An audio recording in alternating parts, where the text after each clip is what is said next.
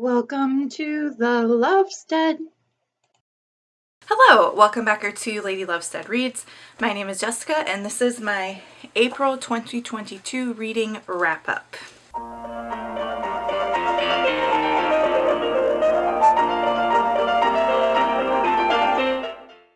I don't know if you can see all the plants.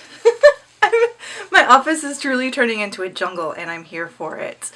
This is a Hoya curtisi and this is a Monstera deliciosa, and I'm not like a pretentious plant person. I only use the scientific names because it helps me differentiate the plants. I don't expect anyone else to. I digress. April was an intense month for me. If you watched my most recent vlog, and if you haven't, I'll put it up here for you. In that vlog, I did explain that I had a big work project that I was doing. The initial due date for the project was August, and it got pushed up to May. So I did about 250 to 300 pages of academic writing in a month and a half. And that was quite intense. I also had some damage on my house. We've had a lot of wind lately, and I have some storm damage on my house from windstorms that we're trying to get fixed. Just like siding and doors were damaged. Then Brandon was in a car accident and he's okay, but his car was totaled. So, you know, that entails like a lot of work to go find a new car, especially in today's market where car shopping is difficult. There's so many shortages of vehicles. So it's just been an intense month. And while I didn't read as much as maybe some people do, or as much as maybe I even like to in a month, I am still really proud of the amount of reading that I was able to get done in April. In April, I read a total of 7 books. 3 of them were books, 2 were ebooks, 2 were audiobooks. I read 2,232 pages.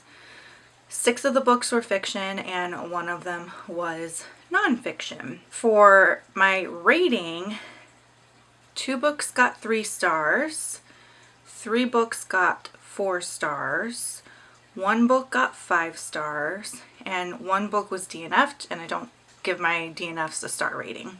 For target audience, 0 middle grade, 1 YA, 2 new adult, and 4 adult. Genres, we had 1 literary, 1 classic, 2 romance, 2 thriller, and 1 nonfiction. So let's get into the books that I read. Okay. First up was Nightbitch by Rachel Yoder, and this was actually the DNF for the month. This book is about a woman who is a stay-at-home mom, and she becomes a stay-at-home mom after having her child and struggling to balance like her career and motherhood. She has a career in the art world and like is an artist, and she sort of gives all of that up to become a stay-at-home mother.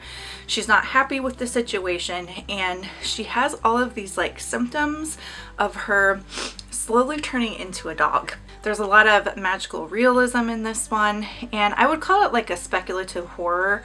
I DNF'd it because I was buddy reading this with my friend Angel at Angel Reads, and he was a couple chapters ahead of me. And so he messaged me and he said, "Oh my gosh, I just read something that was so traumatizing and I wish I had known and I wish I hadn't read it," and all of that. And I was like, oh no. So there's a scene of pretty graphic animal murder, like animal torture and death, and I am very sensitive to that.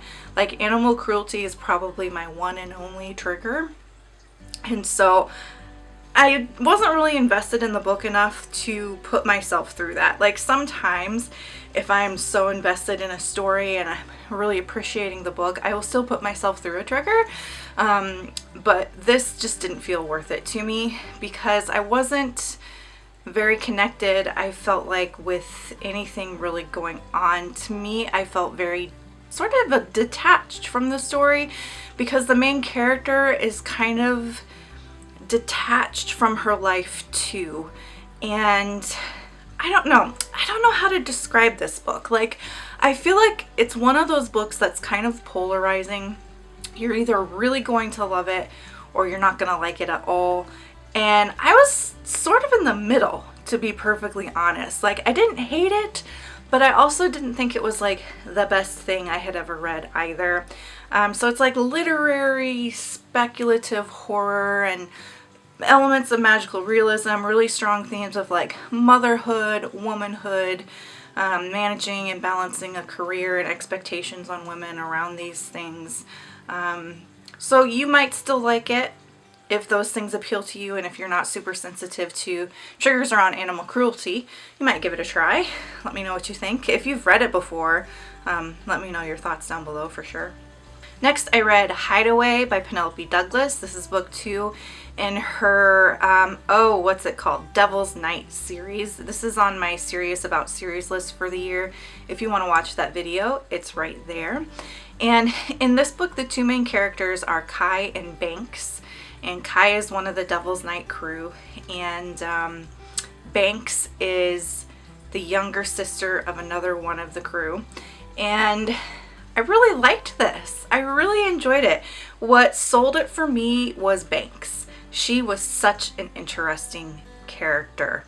She kind of reminded me, like, if we're gonna go the fairy tale route, of Rapunzel. She's kind of hid away in this tower and like hidden away from everyone, like the very name of the book, Hideaway. And so Kai is like the prince who rescues her from the tower, but really in this book she rescues herself. The most satisfying part of this book was not necessarily the romance, but the character development and growth in Banks herself. It was so satisfying to see her go from this, like, basically a tool for her mafia father to a fully empowered woman with her own agency by the end of the book. And I loved that so much. And what did I give it? I gave it 4 stars. Next was The Cousins by Karen M. McManus. This is a YA thriller. And, oh, I didn't mention Hideaway is a dark romance.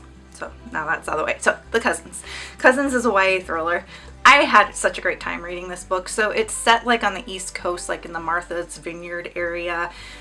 Bunch of rich kids, and their grandmother has disinherited like the family, and they get a note in the mail that says like they're all invited out to the island to where their grandmother lives, to work on the island for the summer. And like it's just a lot of like messy family drama, rich kid drama, a lot of like mystery around a death that happened in the past.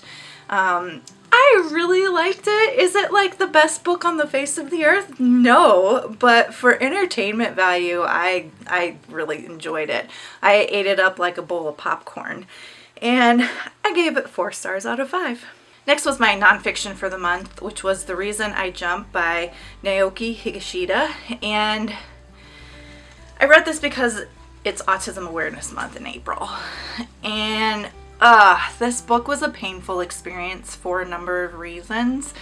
So the book itself, if I could take away any outside influence whatsoever, the book itself was fine. I found myself identifying with some of the things that Naoki describes.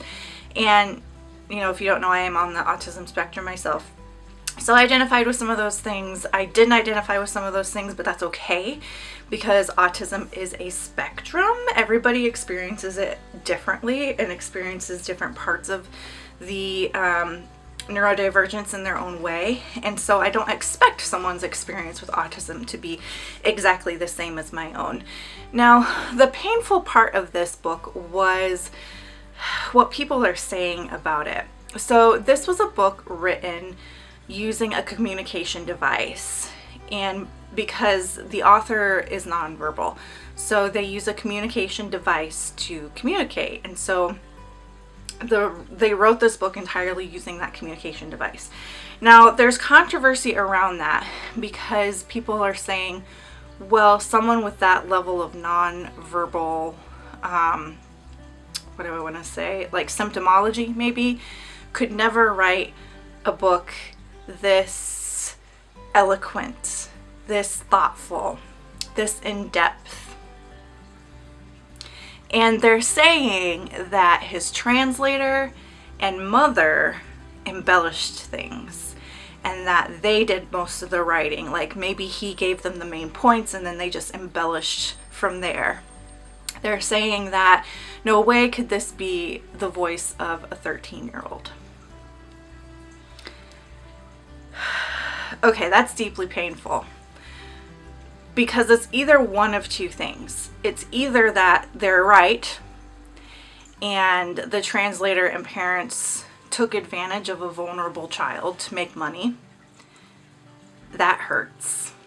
Or they're wrong and incredibly ableist. Incredibly ableist to assume that just because they can't verbalize language, they're incapable of still writing language to a high degree of eloquence. And that is deeply painful because it's just, they're missing the point of the spectrum. Some people are better with language than others. It's a spectrum. All of our experiences are different. It doesn't invalidate Naoki's intelligence. It doesn't invalidate their capability to write this book. And it doesn't invalidate their diagnosis. And either option here sucks. Like, if it is a book that was manipulated by the translator and the parents, that sucks. If it wasn't manipulated by the parents, and this truly is Naoki's voice, and people are reacting the way they are, that sucks. It was a really painful read for me, and I'll leave it at that. Next, I read Ice Cold by Tess Gerritsen. I'm doing a reread of Tess Gerritsen's series Rizzoli and Isles. This is like a mystery thriller police procedural series, and I love it. If you've been around, you know this is like one of my favorite book series of all time. I'm rereading this series because the next installment in this series comes out this year, and I will probably reread it every year the rest of my life, to be perfectly honest. Like, it's just so good. So Tess Gerritsen was a doctor, medical doctor, and her character Mora is a forensic pathologist. So all of the medical information in this series is like so accurate and believable. Her writing is so delicious. She touches on some really important themes.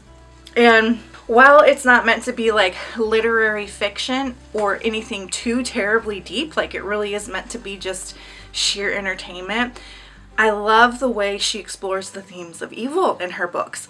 And I saw an interview with her one time where she did say like she's really fascinated by the nature of evil, where it originates, how it expresses itself in the world, and theories around evil, philosophy around evil. And I feel like every book in the series addresses evil in its own way. And I love it so much. And so far, I haven't read the newest one, obviously, but so far, this is my absolute favorite book in this series. This book is thriller perfection, in my opinion. There is not a thing I would change. There is not a thing that I would criticize. Like, it is perfection. And 5 stars out of 5, like 5 overwhelming stars out of 5. And actually, when I put this book through my Cop-Pile system, it is currently sitting at the top of the list for all of the books that I have read this year. So, love it so much. What it's about is Mora goes to a conference in Wyoming. I think it's Wyoming. I always have to double check because I always want to say it's the Dakotas. Yeah, it's Wyoming. And she meets a friend at this conference that she knew in graduate school, and they decide to go on a ski trip together after the conference has concluded. And so she joins him and a bunch of friends, and they get stranded in a snowstorm in this village that has been abandoned. And it's like very much about survival. There's something really shady that has happened in this settlement. There's something really shady going on with the town, with the police. They have to survive the elements. They have to survive this lurker that's there. there's someone there besides them and they're having to survive them. Like, it's so good. It's so good. Read it. Next, I read Lolita by Vladimir Nabokov, and this is the classic about an illicit relationship between an older man and a child. And I very much appreciate this book. I think Nabokov is an incredible writer. His work was so good, and it was so complex, and it was so layered. I read this because Lolita is one of those stories that lately, especially lately, has been cropping up a lot in popular culture, in TV shows and movies and books that have come out lately. There's all kinds of references to Lolita, and I hadn't read it before. And it's so ubiquitous that we kind of already know what it's about without having to read it, but reading it was such an important experience because it just added so many layers of nuance to the story, and his writing is so good. And one of the arguments that I hear quite a bit about Lolita is that it's glorifying pedophilia, and it is not. It's doing quite the opposite. He's actually pointing out why this is so terrible. He's pointing out how it happens and how folks like Humphrey think about the situation, and how they justify it in their head, how they go about grooming their victim. And I don't want to say that I enjoyed it because it's a very uncomfortable book. Like, it's absolutely uncomfortable. You feel sick to your stomach at certain points. But it's also just so well written. And there are some elements of humor in here that made me really laugh out loud. Like, the guy's a megalomaniac. He equates himself to Christ. And some of the things that he says about himself just really make me laugh. Like, made me laugh out loud. Like, I would laugh out loud and stop, and I would read the thing to Brandon, and we would laugh about it together. So he has quite a sense of humor in this as well. And it was really good. It was a great read. What did I rate it? 4 stars. I gave it 4 stars because at one point it felt very meandering, and I felt like he was losing focus, and he had sort of jumped the tracks a little bit and needed to come back into center. But overall, I'm glad I read it. It's a good book. And then the last book that I read in April was Brutal Prince by Sophie Lark. This is the first book in her Brutal Birthright Mafia romance series. And I gave this one 3 stars. It was, again, kind of what I would call popcorn literature, where it wasn't too deep. It really wasn't that dark for a dark romance either. It felt actually quite humorous for a dark romance. And it did take me a while before I bought into the romance, before I bought into the couple. I didn't really love them for like the first half of the book, and then the second half I started to be like, okay, I can see this working. I can see that they're quirky and silly characters. But like, the thing about a dark romance is I don't want a quirky, silly character in a dark romance. I want a broken character in a dark romance. So there was just this kind of weird tonal quality in it where it sort of read like a rom-com trying to be a dark romance. So yeah, 3 stars for that one.